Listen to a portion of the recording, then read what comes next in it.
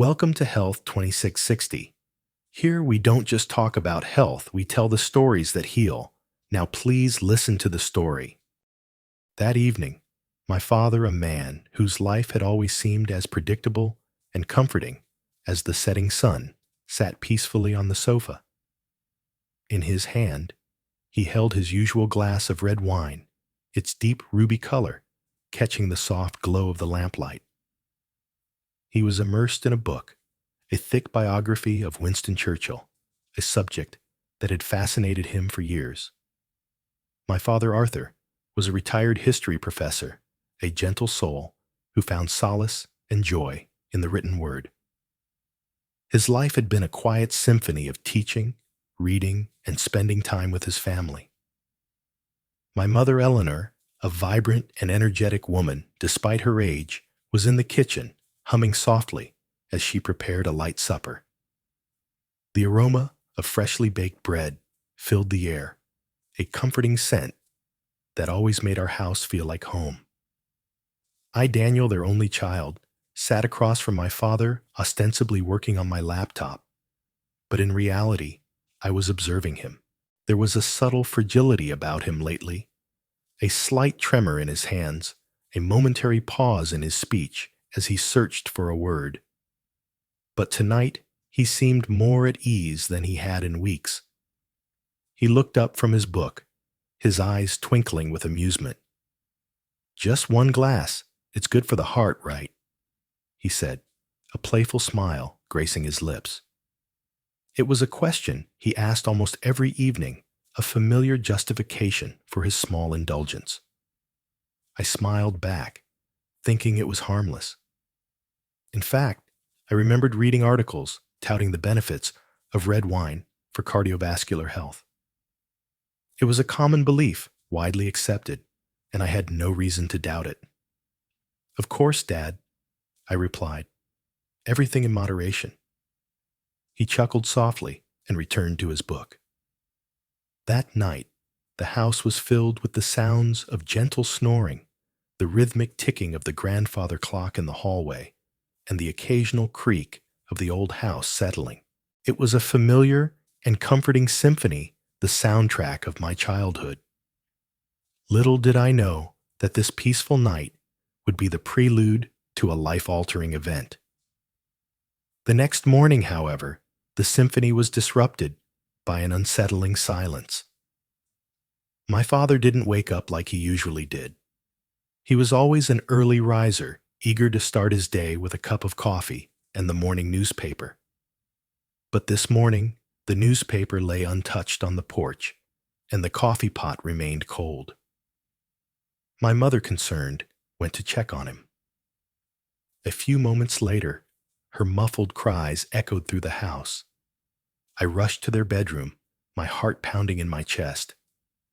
I found my mother kneeling beside the bed, her face etched with terror. My father was lying motionless, his face pale and his breathing shallow. His eyes were closed, and he didn't respond to our calls. Panic surged through me, a cold wave that washed away all rationality. I called 911, my voice trembling as I tried to explain the situation to the operator. The ambulance arrived quickly, sirens wailing, shattering the morning calm. Paramedics rushed into the house, their movements swift and efficient. They quickly assessed my father's condition, hooking him up to monitors and oxygen. I watched helplessly as they worked, my mind racing with fear and disbelief. In recent weeks, he had been feeling lightheaded in the mornings. There were days when he would stumble slightly, his balance momentarily faltering. We attributed it to age, to the natural decline that comes with getting older. It was easy to dismiss these small signs, to reassure ourselves that everything was fine. One time, just a few weeks ago, he forgot the name of our old neighbor, Mrs. Henderson, someone he had known for decades. She had lived next door to us since I was a child. He saw her almost daily. He just stared blankly and mumbled, "I can't remember her name." The event sent chills down my spine, but I brushed it off as normal, aging a senior moment, nothing to be overly concerned about. I recall him complaining of headaches. Just a little one, he would say. Nothing to worry about. The paramedics loaded my father onto a stretcher and into the ambulance. My mother and I followed in our car, our hearts heavy with dread. The hospital waiting room was a sterile and impersonal space filled with the anxious faces of other families facing similar crises. We waited for what seemed like an eternity, pacing back and forth, our nerves frayed. Finally, a doctor emerged, his expression grim. He led us to a small private room and sat us down. "Your father has suffered a stroke," he said, his voice gentle but firm. The words hit me like a physical blow, stealing my breath. A stroke. The very word conjured up images of disability, dependence, and loss. I struggled to comprehend what he was saying, to reconcile the image of my strong, vibrant father with the reality of this devastating diagnosis. The doctor explained that the stroke had affected the right side of his brain, impacting his speech movement and cognitive function. He couldn't say for certain what the long-term effects would be, but he cautioned us that the road ahead would be long and difficult. That night, the night before the stroke, he skipped his blood pressure medication. It was a small oversight, a momentary lapse in his routine, but in the context of everything else, it proved to be a critical mistake. My mother, still reeling from the shock, recounted the events of the evening. She said he had just one glass of wine, like usual, no food, no water. He was always a creature of habit, and his nightly glass of wine was a ritual he rarely deviated from. But that night, he'd forgotten to eat dinner, and he hadn't drunk enough water throughout the day. I remember her voice trembling. He wasn't feeling hungry, he said. My mother recalled him saying, "I'm just tired. Let me sit here for a while." At 3 a.m., I heard her scream. The sound was piercing, filled with a raw, primal terror that I had never heard before. It jolted me awake, my heart leaping into my throat. I ran into their room, my bare feet pounding on the wooden floor. The scene that greeted me was one of utter chaos and horror. My father was lying in bed, his face twisted in a grotesque grimace, his eyes wide with panic. He was trying to speak, but his words were garbled, incoherent sounds that made no sense. He was reaching out with his left hand, his right side completely limp and unresponsive. It was then that I knew, with a sickening certainty, that something was terribly wrong. He was having a stroke. At the hospital, after countless tests and scans, the doctor told us the truth, a truth that shattered our long-held beliefs and forced us to confront the hidden dangers of seemingly harmless habits. His nightly glass of wine, especially without food or water, had dehydrated him. The alcohol had disrupted his deep sleep, a crucial period for the body to repair and rejuvenate itself. It had also spiked his blood pressure around 3 a.m., a critical window for strokes in older adults. The doctor explained that blood pressure tends to naturally dip at night, but alcohol can interfere with this process, causing dangerous fluctuations. On top of that, he forgot to take his blood pressure meds. The combination of alcohol dehydration, poor sleep, and a missed dose all quietly built up to that moment, creating a perfect storm that triggered the stroke. I was shocked. All my life, I thought a little red wine was healthy. I had read countless articles praising its antioxidant properties and its potential benefits for cardiovascular health.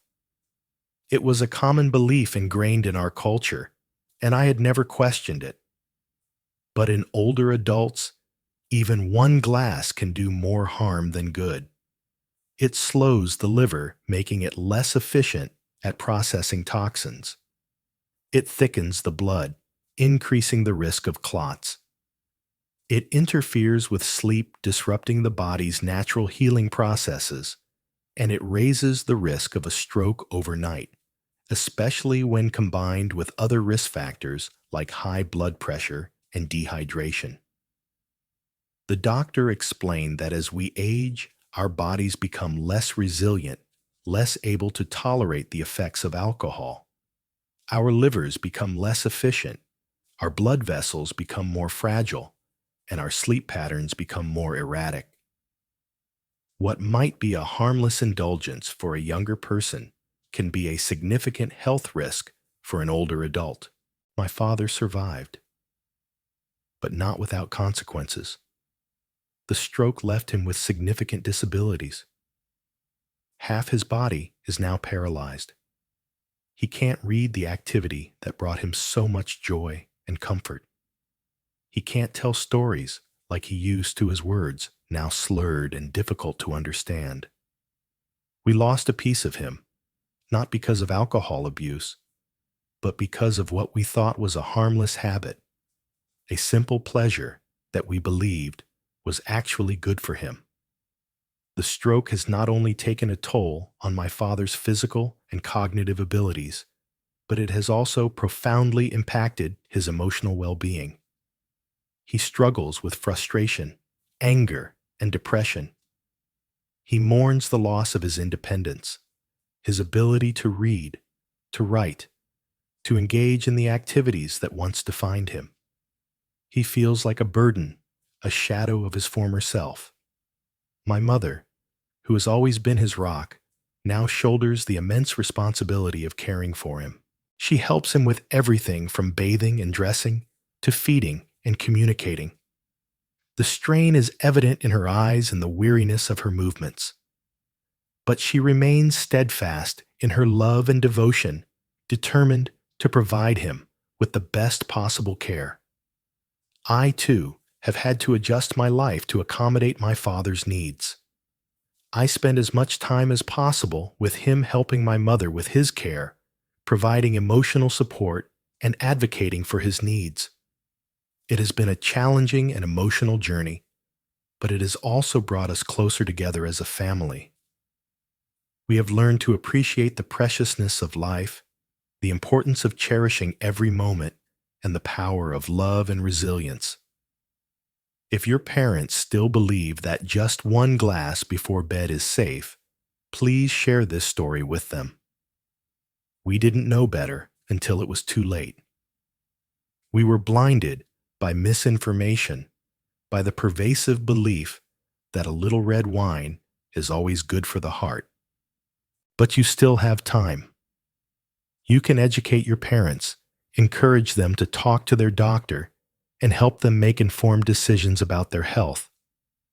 Don't wait until it's too late. Don't let a harmless habit steal away the health and happiness of your loved ones. Share this story, spread awareness, and help protect the older adults in your life from the hidden dangers of alcohol consumption.